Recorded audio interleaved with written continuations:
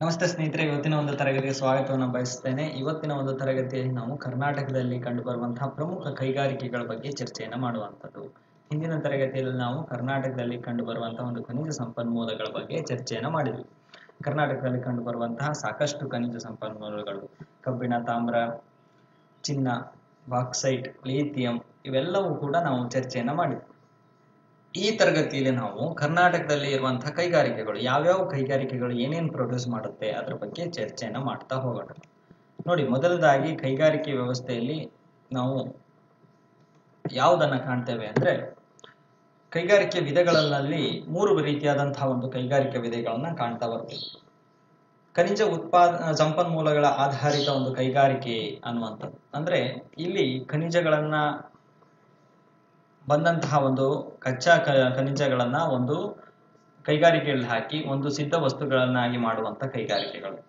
ಅದಿರುಗಳನ್ನ ಬಳಸಿ ಖನಿಜ ಸಂಪನ್ಮೂಲಗಳನ್ನ ಅವಲಂಬಿತವಾದಂತಹ ಕೈಗಾರಿಕೆಗಳು ಯಾವ್ಯಾವು? ಕಬ್ಬಿಣ ಆಗಿರ್ಬೋದು, ಉಕ್ಕು ಆಗಿರ್ಬೋದು, ಅಲ್ಯೂಮಿನಿಯಂ ಆಗಿರ್ಬೋದು, ಸಿಮೆಂಟ್ ಆಗಿರ್ಬೋದು, ಇವೆಲ್ಲವೂ ಒಂದು ಅದಿರನ್ನ ಉತ್ಪಾದನೆ ಬಂದಂತಹ ಅದಿರನ್ನ ಬಳಸಿ ಒಂದು ಸಿದ್ಧ ವಸ್ತುಗಳನ್ನಾಗಿ ಮಾಡುವಂಥದ್ದು.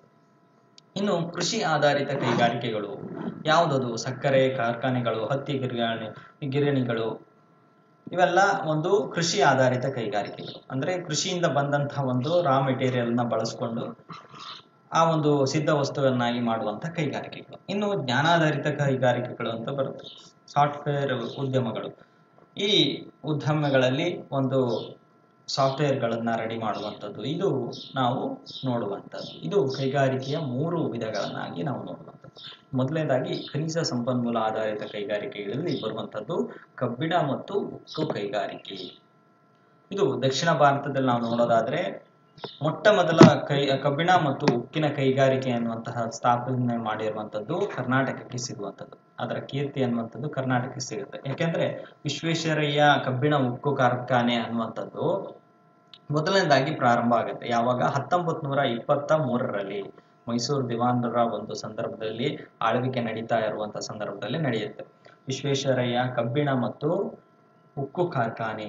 ಬಾಬಾ ಬುಡನ್ಗಿರಿಯಲ್ಲಿ ಬೆಟ್ಟಗಳಲ್ಲಿ ಸಾಕಷ್ಟು ಪ್ರಮಾಣದ ಒಂದು ಅದಿರು ಸಿಗ್ತಾ ಇರುತ್ತೆ ಆ ಸಂದರ್ಭದಲ್ಲಿ. ಯಾವ ಸಂದರ್ಭದಲ್ಲಿ? 1923ರ ಸಂದರ್ಭದಲ್ಲಿ.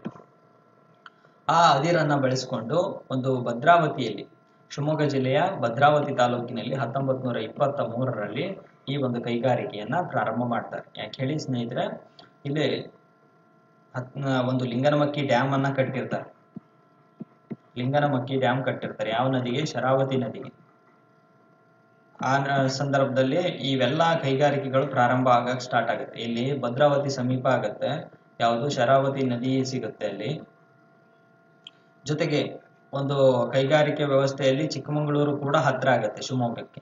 ಆ ಒಂದು ಅದಿರನ್ನು ಬಳಸಿಕೊಳ್ಳಲು ಕೂಡ ಅವರಿಗೆ ಅನುಕೂಲ ಆಗುತ್ತೆ. ಹೀಗೆ ಬಂದಂತಹ ಒಂದು ವ್ಯವಸ್ಥೆಯನ್ನ ಬೆಳೆಸ್ಕೊಂಡು ಮೊದಲನೇ ಬಾರಿಗೆ ವಿಶ್ವೇಶ್ವರಯ್ಯವರು ಕಬ್ಬಿಣ ಮತ್ತು ಉಕ್ಕು ಕೈಗಾರಿಕೆಯನ್ನ ಭದ್ರಾವತಿಯಲ್ಲಿ ಪ್ರಾರಂಭ ಮಾಡುವಂಥದ್ದು.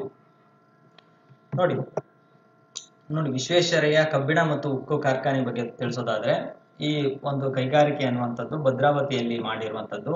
ಸ್ಥಾಪನಾ ವರ್ಷ ಅಂತ ಬಂದಾಗ 1923ರಲ್ಲಿ ಇದನ್ನ ಸ್ಥಾಪನೆ ಮಾಡಿರುವಂಥದ್ದು. ಇದು ಮೊದಲ ಹೆಸರು ಏನಿತ್ತು? Mysuru iron and steel industry limited ಅಂತ ಇತ್ತು. Mysuru iron and steel limited ಅಂತ ಇತ್ತು. MISL ಅನ್ನುವಂತಹ ಹೆಸರಿನಿಂದ ಮುಂಚೆ ಕರೀತಾ ಇದ್ರು. ನಂತರ ಇದನ್ನ ವಿಶ್ವೇಶ್ವರಯ್ಯ VM ಅಂತ ವಿಶ್ವೇಶ್ವರಯ್ಯ ಐರನ್ ಅಂಡ್ ಸ್ಟೀಲ್ ಅಂತ ಕಾರ್ಖಾನೆ ಇಂಡಸ್ಟ್ರಿ ಅಂತ ಕರೆಯುವಂತಹ ವ್ಯವಸ್ಥೆಯನ್ನ ನಾವು ಕಾಣ್ತಾ ಬರ್ತೇವೆ. ಇದನ್ನ 1989ರಲ್ಲಿ ಭಾರತ ಉಕ್ಕು ಪ್ರಾಧಿಕಾರ ಇದನ್ನ ವಹಿಸ್ಕೊಳ್ತು ಅನ್ನುವಂಥದ್ದು ನೋಡ್ಬೇಕಾಗತ್ತೆ. ಇದಕ್ಕೆ ವಿದ್ಯುತ್ ಶಕ್ತಿ ಅನ್ನುವಂಥದ್ದು ಶರಾವತಿ ಒಂದು ವಿದ್ಯುತ್ ಶಕ್ತಿಯಿಂದ ಬಳಸ್ಕೊಳ್ತಾ ಇದ್ರು. ನೀರಿನ ಪೂರೈಕೆ ಅನ್ನುವಂಥದ್ದು ಭದ್ರಾ ನದಿಯಿಂದ ಈ ಒಂದು ನೀರಿನ ಒಂದು ಪೂರೈಕೆ ಅನ್ನುವಂಥದ್ದು ಈ ಒಂದು ಕಾರ್ಖಾನೆಗೆ ನಡೀತಾ ಇತ್ತು ಅನ್ನುವಂಥದ್ದು ನೆನಪಿಟ್ಕೋಬೇಕಾಗತ್ತೆ. ಇನ್ನು ಉಕ್ಕು ಮತ್ತು ಕಬ್ಬಿಣ ಕೈಗಾರಿಕೆಯಲ್ಲಿ ಇನ್ನೊಂದು ಖಾಸಗಿ ವಲಯದ ಒಂದು ಕೈಗಾರಿಕೆ ಬರುತ್ತೆ, ಅದು ಜಿಂದಾಲ್. ವಿಜಯನಗರ ಡಿಸ್ಟಿಕ್ ಅಲ್ಲಿ ಕಂಡು ಬರುವಂತಹ ಒಂದು ಜಿಂದಾಲ್ 1970ರಲ್ಲಿ ಈ ಪ್ರಾರಂಭವಾಗಿರುವಂಥದ್ದು. ಬಳ್ಳಾರಿ ಜಿಲ್ಲೆಯ ತೋರಣಗಲ್ ಜಿಲ್ಲೆಯಲ್ಲಿ, ಬಳ್ಳಾರಿ ಈಗ ವಿಜಯನಗರ ಆಗಿರುವಂಥದ್ದು, ವಿಜಯನಗರ ಡಿಸ್ಟಿಕ್ ಇದು. ವಿಜಯನಗರ ಡಿಸ್ಟಿಕ್ನ ಒಂದು ತೋರಣಗಲ ಎಂಬಲ್ಲಿ 2001ರಲ್ಲಿ ಆಧುನಿಕ ಕೋರೆಕ್ಸ್ ಒಂದು ತಂತ್ರಜ್ಞಾನವನ್ನ ಉಪಯೋಗಿಸಿ ಸ್ಥಾಪನೆ ಆಗಿರುವಂಥದ್ದು. ಇದು ಕಬ್ಬಿಣ ಮತ್ತು ಉಕ್ಕನ್ನ ಉತ್ಪಾದನೆಯನ್ನ ಮಾಡುವಂಥದ್ದು. ನೆನ್ಪಿಟ್ಕೋಬೇಕಾಗತ್ತೆ. ಜಿಂದಾಲ್ ಇದು ಖಾಸಗಿ ವಲಯದ್ದು. ಅದು ವಿಶ್ವೇಶ್ವರಯ್ಯ ಅವ್ರದ್ದು ಗೌರ್ಮೆಂಟ್ ಇಂದ ಬಂದಂಥದ್ದು. ಇನ್ನು ಎರಡನೇ ಕೈಗಾರಿಕೆ ಸಿಮೆಂಟ್ ಕೈಗಾರಿಕೆ. ಇದು ರಾಜ್ಯದಲ್ಲಿ ಮೊದಲ ಕೈಗಾರಿಕೆ ಅನ್ನುವಂಥದ್ದು 1939ರಲ್ಲಿ ಭದ್ರಾವತಿಯಲ್ಲೇ ಮತ್ತು ಕಬ್ಬಿಣ ಮತ್ತು ಉಕ್ಕಿನ ಕೈಗಾರಿಕೆ ಜೊತೆಗೆ ಸಿಮೆಂಟ್ ಕೈಗಾರಿಕೆಯನ್ನ ಪ್ರಾರಂಭ ಮಾಡ್ತಾರೆ. ಕರ್ನಾಟಕದಲ್ಲಿ ಬೃಹತ್ ಪ್ರಮಾಣದ ಉತ್ಪಾದನೆಯ ಸಾಮರ್ಥ್ಯವನ್ನು ಒಳಗೊಂಡಿರುವಂತಹ 10 ಕೈಗಾರಿಕೆಗಳಿದೆ, ಸಿಮೆಂಟ್ ಕೈಗಾರಿಕೆಗಳು. ಇವುಗಳು ಯಾವ್ಯಾವು ಅಂದ್ರೆ ಶಾಬಾದ್, ವಾಡಿ, ಕರ್ಕುಂಟ, ಮಾಲ್ಖೇಡ, ಬಾಗಲಕೋಟೆಯ ಭದ್ರಾವತಿ, ಅಮಸಂದ್ರ, ಬಳ್ಳಾರಿಯ ಕುಡ್ತಿನಿ, ಮುಧೋಳ್, ಹಾಗೆ ಚಿಕ್ಕಬಳ್ಳಾಪುರ ಜಿಲ್ಲೆಯ ದೊಂಡೆಬಾವಿಯಲ್ಲೂ ಕೂಡ ಈ ಒಂದು ಸಿಮೆಂಟ್ ಕೈಗಾರಿಕೆಗಳನ್ನ ನಾವು ಕಾಣ್ತಾ ಬರುವಂತದ್ದು. ನಂತರ ಹತ್ತಿ ಗಿರಣಿಗಳು, ಹತ್ತಿ ಇಂಡಸ್ಟ್ರಿ, ಕಾಟನ್ ಟೆಕ್ಸ್ಟೈಲ್ ಇಂಡಸ್ಟ್ರಿ ಮೂರನೇ ವಿಭಾಗದಲ್ಲಿ ನಾವು ಕಾಣ್ತೇವೆ. ಇದನ್ನ ಆಧುನಿಕ ಹತ್ತಿ ಗಿರಣಿ ಅನ್ನುವಂಥದ್ದು 19ನೇ ಶತಮಾನದ ಕೊನೆಯ ಭಾಗದಲ್ಲಿ ಆರಂಭ ಆಗುತ್ತೆ. ಹತ್ತಿ ಅನ್ನುವಂಥದ್ದು ಹತ್ತಿಯಿಂದ ಬೀಜವನ್ನ ಬೇರ್ಪಡಿಸುವಂತಹ ಒಂದು ಪ್ರಕ್ರಿಯೆಯನ್ನ ಜಿಮ್ಮಿಂಗ್ ಗಿರಣಿಗಳು ಅಂತ ನಾವು ಕರಿತೀವಿ. ಹತ್ತಿಯಿಂದ ದಾರ ತೆಗೆಯುವಂತಹ ಒಂದು ಗಿರಣಿಗಳನ್ನ ಸ್ಪಿನ್ನಿಂಗ್ ಗಿರಣಿಗಳು ಉತ್ತರ ಕನ್ನಡ ಜಿಲ್ಲೆಯಲ್ಲಿ ಹೆಚ್ಚಾಗಿ ಇವು ಕಂಡು ಬರುವಂತದ್ದು. ಮೊಟ್ಟ ಮೊದಲ ಒಂದು ಹತ್ತಿ ಗಿರಣಿ ಅನ್ನುವಂಥದ್ದು ಇಲ್ಲಿ ಕಂಡು ಬರುತ್ತೆ 1884ರಲ್ಲಿ ಮೇಬುಶಾಹಿ ಕಲಬುರ್ಗಿಯಲ್ಲಿ ಕಂಡು ಬರುವಂತದ್ದು. ದಾವಣಗೆರೆಯನ್ನ ಕಾಟನ್ ಮಿಲ್ಗಳು ಹೆಚ್ಚಾಗಿ ಕಂಡು ಬರುತ್ತೆ. ದಾವಣಗೆರೆಯಲ್ಲಿ ಹತ್ತಿ ಗಿರಣಿಗಳು ಹೆಚ್ಚಾಗಿ ಬರೋದ್ರಿಂದ ದಾವಣಗೆರೆಯನ್ನು ನಾವು ಕಾಟನ್ ಮ್ಯಾಂಚೆಸ್ಟರ್, ಕರ್ನಾಟಕದ ಮ್ಯಾಂಚೆಸ್ಟರ್ ಅಂತಾನು ನಾವು ಕರಿತೀವಿ. ದಾವಣಗೆರೆಯ ಜಿಲ್ಲೆಯನ್ನ ಹತ್ತಿ ಬಟ್ಟೆಯ ಕೈಗಾರಿಕಾ ಕೇಂದ್ರವಾಗಿರುವುದರಿಂದ ಕರ್ನಾಟಕದ ಮ್ಯಾಂಚೆಸ್ಟರ್ ಅಂತ ನಾವು ದಾವಣಗೆರೆಯ ಜಿಲ್ಲೆಯನ್ನ ಕರೆಯುವಂಥದ್ದು. ಇವು ಹೆಚ್ಚಾಗಿ ಉತ್ತರ ಕನ್ನಡ ಬಯಲುಗಳಲ್ಲಿ ಹೆಚ್ಚಾಗಿ ಒಂದು ಕೈಗಾರಿಕೆಗಳು ಕಂಡು ಬರುತ್ತೆ. ಪ್ರಸ್ತುತವಾಗಿ ಕರ್ನಾಟಕದಲ್ಲಿ 44 ಹತ್ತಿ ಬಟ್ಟೆಯ ಒಂದು ಗಿರಣಿ ವ್ಯವಸ್ಥೆಯನ್ನು ನಾವು ನೋಡ್ತೇವೆ. ಜೊತೆಗೆ ಸರಾಸರಿ ವರ್ಷಕ್ಕೆ 5.1 ದಶಲಕ್ಷ ಮೀಟರ್ ಒಂದು ಹತ್ತಿ ಉತ್ಪಾದನೆ ಅನ್ನುವಂಥ ಬಟ್ಟೆ ಅನ್ನುವಂಥದ್ದು ಉತ್ಪಾದನೆ ಮಾಡ್ತೀವಿ ನಾವು ಅನ್ನುವಂಥದ್ದು ನೆನ್ಪಿಟ್ಕೋಬೇಕಾಗುತ್ತೆ. ಇನ್ನು ನಂತರದ ಕೈಗಾರಿಕೆ ಸಕ್ಕರೆ ಕೈಗಾರಿಕೆ. ಕರ್ನಾಟಕದ ಪ್ರಮುಖ ಬೃಹತ್ ಪ್ರಮಾಣದ ಉದ್ಯಮಗಳಲ್ಲಿ ಈ ಸಕ್ಕರೆ ಕೈಗಾರಿಕೆ ಕೂಡ ಒಂದು. ಮೊಟ್ಟ ಮೊದಲ ಆಧುನಿಕ ಸಕ್ಕರೆ ಕೈಗಾರಿಕೆ ಅನ್ನುವಂಥದ್ದು 1933ರಲ್ಲಿ ಪ್ರಾರಂಭ ಆಗುವಂಥದ್ದು. ಮೈಸೂರು ಸಕ್ಕರೆ ಕಂಪನಿ ಅಂತ ಹೆಸರಿನಲ್ಲಿ ಮಂಡ್ಯದಲ್ಲಿ ಇದು ಆರಂಭ ಆಗತ್ತೆ. 1951ರವರೆಗೂ ಕೂಡ ಒಂದೇ ಕಾರ್ಖಾನೆಯನ್ನ ನಾವು ನೋಡ್ತೇವೆ. ಯಾವುದು ಮೈಸೂರು ಸಕ್ಕರೆ ಕಂಪನಿ 1931ರಿಂದ 51ರವರೆಗೆ ಒಂದೇ ಒಂದು ಕೈಗಾರಿಕೆನೇ ಇರುತ್ತೋ. ಇಂದು ರಾಜ್ಯದಲ್ಲಿ ಪ್ರಸ್ತುತವಾಗಿ 71 ಕೈಗಾರಿಕೆಗಳನ್ನ ನಾವು ನೋಡ್ತೇವೆ. ರಾಜ್ಯವು ಕಬ್ಬಿನ ಉತ್ಪಾದನೆಯಲ್ಲಿ 4ನೇ ಸ್ಥಾನದಲ್ಲಿದೆ. ಕಬ್ಬಿನ ಉತ್ಪಾದನೆ ತಿಳಿಸ್ಬೇಕಾದ್ರೆ ತಿಳಿಸಿದೆ, 4ನೇ ಸ್ಥಾನದಲ್ಲಿ ಒಂದು ಇರುವಂತದ್ದು. ಹಾಗಾಗಿ ಇನ್ನು ನಂತರ ಕಾಗದ ಕೈಗಾರಿಕೆ. ಕಾಗದವನ್ನ ಹೆಚ್ಚಾಗಿ ಒಂದು ಆಧುನಿಕ ಜಗತ್ತಲ್ಲಿ ಮಹತ್ವದ ವಸ್ತುವಾಗಿ ನಾವು ಪರಿಗಣಿಸ್ತೇವೆ. ಶಿಕ್ಷಣ, ಮುದ್ರಣ, ವೃತ್ತಪತ್ರಿಕೆ, ಸಂಸ್ಕೃತಿಯ ಒಂದು ವಿಕಾಸಕ್ಕೆ ಅಗತ್ಯವಾದಂತಹ ಒಂದು ವಸ್ತು ಅಂದ್ರೆ ಅದು ಕಾಗದ. ನೀವು ಎಷ್ಟೇ ಟೆಕ್ನಾಲಜಿಗಳನ್ನ ಬಳಸಿ ಯಾವುದೇ ಒಂದು ಇದರಲ್ಲೂ ಮಾಡಿದ್ರು ಕೂಡ ಪತ್ರದಲ್ಲಿ ಬರೆದಂತಹ ಅಥವಾ ಪೇಪರ್ ಅಲ್ಲಿ ಬರೆದಂತವಕ್ಕೆ ಹೆಚ್ಚಿನ ವ್ಯಾಲ್ಯೂ ಇರುತ್ತೆ.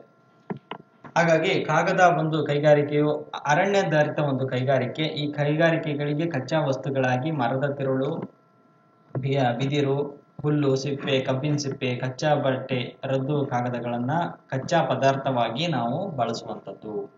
ಇವೆಲ್ಲವೂ ಕೂಡ ಒಂದು ಅರಣ್ಯಾಧಾರಿತ ಒಂದು ಕೈಗಾರಿಕೆಗಳು. ಯಾವುದು ಕಾಗದ ಕೈಗಾರಿಕೆ ಅನ್ನುವಂಥದ್ದು. ಮೊಟ್ಟ ಮೊದಲು ಕರ್ನಾಟಕದಲ್ಲಿ ಶಿವಮೊಗ್ಗ ಮತ್ತು ಚಿಕ್ಕಮಗಳೂರು ಜಿಲ್ಲೆಯಲ್ಲಿ ದಟ್ಟವಾದ ಅರಣ್ಯವನ್ನ ನಾವು ಗಮನಿಸಿ ಭದ್ರಾವತಿಯಲ್ಲಿ ಮೈಸೂರು ಪೇಪರ್ ಮಿಲ್ ಲಿಮಿಟೆಡ್ ಒಂದು ಕಾರ್ಖಾನೆಯನ್ನ 1936ರಲ್ಲಿ ಪ್ರಾರಂಭ ಮಾಡ್ತೀವಿ. ಈ ಒಂದು ಕೈಗಾರಿಕೆಯನ್ನ ನಾವು ದೇಶದಲ್ಲಿ ಒಂದು ಕಾಗದ ಉತ್ಪಾದಿಸುವ ರಾಜ್ಯಗಳಲ್ಲಿ ಕರ್ನಾಟಕ ಅನ್ನುವಂಥದ್ದು 4ನೇ ಸ್ಥಾನದಲ್ಲಿದೆ. ನೋಡಿ, ಮೊದಲು ಏನಾಗಿತ್ತು, ಈ ಒಂದು ಶಿವಮೊಗ್ಗ, ಚಿಕ್ಕಮಗಳೂರು, ಹಾಸನ ಪ್ರದೇಶಗಳಲ್ಲಿ ಅತಿ ಹೆಚ್ಚು ಕಾಡನ್ನು ನಾವು ನೋಡೋದು. ಆ ಕಾಡಿನಿಂದ ಹೆಚ್ಚಾದಂತಹ ಒಂದು ನೀಲಗಿರಿ ಒಂದು ಮರಗಳಾಗಿರ್ಬೋದು, ಒಂದು ಬಿದಿರಾಗಿರ್ಬೋದು, ಕಬ್ಬಿನ ಸಿಪ್ಪೆಗಳನ್ನ ಇವನ್ನೆಲ್ಲ ಏನು ವೇಸ್ಟೇಜ್ಗಳನ್ನ ಒಂದು ಈ ಮರಗಳು ಹೆಚ್ಚಾಗಿ ಇರೋದ್ರಿಂದ ಇವುಗಳಿಂದ ಒಂದು ಪೇಪರ್ ಉತ್ಪಾದನೆ ಅನ್ನುವಂಥದ್ದು ಹೆಚ್ಚಾಗಿ ಆಯಿತು ಆ ಸಂದರ್ಭದಲ್ಲಿ 1936ರ ಸಂದರ್ಭದಲ್ಲಿ. ಈಗ ಸ್ವಲ್ಪ ಕಡಿಮೆ ಆಗಿದೆ. ಇನ್ನು ರೇಷ್ಮೆ ಕೈಗಾರಿಕೆಗಳು ಇತ್ತೀಚೆಗೆ ಬಹಳಷ್ಟು ಹೆಸರುವಾಸಿ ಇರುವಂಥದ್ದು.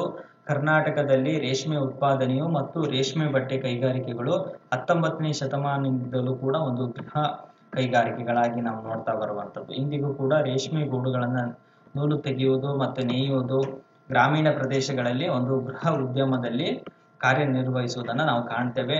ಮೊಟ್ಟ ಮೊದಲ ರೇಷ್ಮೆ ಕೈಗಾರಿಕೆ ಅನ್ನುವಂಥದ್ದು ಮೈಸೂರಿನಲ್ಲಿ ಸರ್ ಎಂ ವಿಶ್ವೇಶ್ವರಯ್ಯರು ಸ್ಥಾಪನೆ ಮಾಡಿರುವಂಥದ್ದು 1932ರಲ್ಲಿ. ರಾಜ್ಯದ ಸಂಸ್ಥಾನದ ನೆರವಿನೊಂದಿಗೆ 1932ರಲ್ಲಿ ಕಂಡುಬರುತ್ತೆ. ಇನ್ನು ಕರ್ನಾಟಕದ ಇಂದಿಗೂ ಕೂಡ ಒಂದು ರೇಷ್ಮೆ ಉತ್ಪಾದನೆ ದೇಶದಲ್ಲಿ ಮೊದಲ ಸ್ಥಾನವನ್ನ ಒಂದು ಪಡೆದಂಥದ್ದು ನಮ್ಮ ಕರ್ನಾಟಕ ಅನ್ನುವಂಥದ್ದು. ರಾಜ್ಯದಲ್ಲಿ ದಕ್ಷಿಣ ಜಿಲ್ಲೆಗಳಲ್ಲಿ ಅಂದ್ರೆ ಚಿಕ್ಕಬಳ್ಳಾಪುರ, ರಾಮನಗರ, ಮೈಸೂರು, ಹಾಸನ ಇಂತಹ ಒಂದು ದಕ್ಷಿಣ ಭಾಗದ ಜಿಲ್ಲೆಗಳಲ್ಲಿ ಅತ್ಯಂತ ರೇಷ್ಮೆ ಬೆಳೆಗೆ ಪ್ರಸಿದ್ಧವನ್ನ ಪಡೆದಿರುವಂಥದ್ದು. ಚನ್ನಪಟ್ಟಣದಲ್ಲಿ 1936ರಲ್ಲಿ ಸ್ಪೇನ್ ರೇಷ್ಮೆ ಕೈಗಾರಿಕೆಗೆ ಒಂದು ಸ್ಥಾಪನೆಯನ್ನು ಕೂಡ ನಾವು ಮಾಡಿರುವಂಥದ್ದು. 1936ರಲ್ಲಿ ಒಂದು ಚನ್ನಪಟ್ಟಣದಲ್ಲಿ ನಾವೊಂದು ಕೈಗಾರಿಕೆಯನ್ನ ಪ್ರಾರಂಭ ಮಾಡಿರುವಂಥದ್ದು ನಾವು ನೋಡ್ಬೇಕಾಗುತ್ತೆ. ಇದಿಷ್ಟು ಒಂದು ಕರ್ನಾಟಕದಲ್ಲಿ ಕಂಡು ಬರುವಂತಹ ಕೈಗಾರಿಕೆಗಳು. ರೇಷ್ಮೆ ಕೈಗಾರಿಕೆಗಳಾಗಿರ್ಬೋದು, ಕಾಗದ ಕೈಗಾರಿಕೆ, ಸಕ್ಕರೆ ಕೈಗಾರಿಕೆ, ಕಾಟನ್ ಮಿಲ್ಲು, ಸಿಮೆಂಟ್ ಕೈಗಾರಿಕೆ ಮತ್ತು ಕಬ್ಬಿಣ ಮತ್ತು ಉಕ್ಕಿನ ಕೈಗಾರಿಕೆ ಕರ್ನಾಟಕದಲ್ಲಿ ಕಂಡು ಬರುವಂತಹ ಪ್ರಮುಖ ಕೈಗಾರಿಕೆ ವ್ಯವಸ್ಥೆಗಳನ್ನ ನಾನು ನಿಮ್ಗೆ ತಿಳಿಸಿದ್ದೀನಿ. ಇಷ್ಟು ಮಾಹಿತಿ ನಿಮ್ಗೆ ಇಷ್ಟ ಆಗಿದ್ರೆ ಲೈಕ್ ಮಾಡಿ ಅಂತ ಹೇಳ್ತಾ, ಮುಂದಿನ ತರಗತಿಯಲ್ಲಿ ನಾವು ಯಾವುದ್ರ ಬಗ್ಗೆ ಚರ್ಚೆ ಮಾಡ್ತೀವಿ ಅಂದ್ರೆ ಕರ್ನಾಟಕದಲ್ಲಿ ಕಂಡು ಬರುವಂತಹ ಒಂದು ಸಾರಿಗೆ ವ್ಯವಸ್ಥೆ, ಕರ್ನಾಟಕದಲ್ಲಿ ಇರುವಂತಹ ಬಂದರು ವ್ಯವಸ್ಥೆ ಯಾವ ರೀತಿಯಾಗಿದೆ ಅದೆಲ್ಲವನ್ನ ನಾವು ಮುಂದಿನ ತರಗತಿಯಲ್ಲಿ ತಿಳಿಸ್ತೇವೆ. ಕ್ಲಾಸ್ ನೋಡಿದ್ದು ಧನ್ಯವಾದ. Thank you.